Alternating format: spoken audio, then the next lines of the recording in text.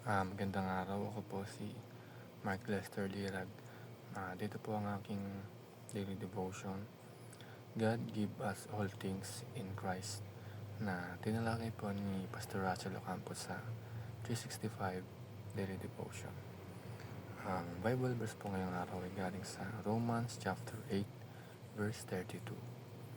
Sabi po dito ay, He who did not who He who did not spare his own son, but gave him up for us all, how how he, how will he not also, along with him, graciously give us all things? Unang katuruan po ngayong araw ay, God is the perfect epitome of generosity. Um, ang Diyos po ay ang perfect example ng pagiging generous, kasi kahit sino pang mabait na tao, mapagbigay na tao, or mayaman na tao na tumutulong sa kapwa, ay kailanman ay hindi niya ibibigay sa iyo yung anak niya para maging sakripisyo.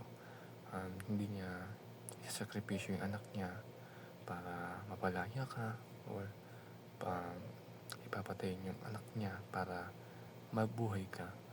Walang ganong tao dito sa mundo. Pero ganon ang Panginoong Diyos.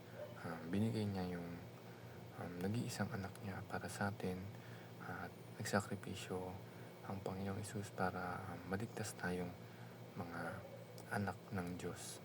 Kaya ang Diyos ang perfect example ng generosity.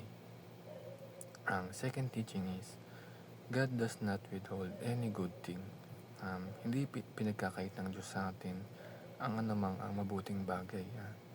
Kung iniisip natin na pinagkakait sa atin ng Diyos yung mga gusto nating bagay, ay hindi yan totoo.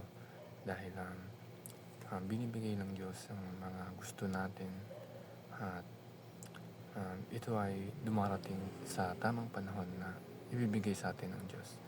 At kung tayo ay dumadaan sa mga problema, at akala natin ay walang Diyos na tumutulong or gumagabay sa atin, kasi puro masasamang bagay na dumarating sa atin, ay mali po yun. Dahil ang Diyos ay hindi kailanman ay hindi tayo pinagkaitan ng kabutihan ng Diyos.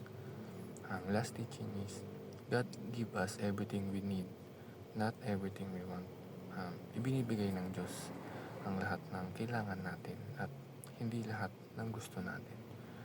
Kung ngayon isang gusto mong bagay ay hindi mo makuha, or hindi binibigay ng Diyos sa iyo, dahil alam ng Diyos na hindi mo pa ito kailangan. Kumbaga, may tamang panahon pa para ibigay sa iyo ng Diyos ito. Kasi kung ngayon is hindi pa ito kasama sa plano ng Diyos.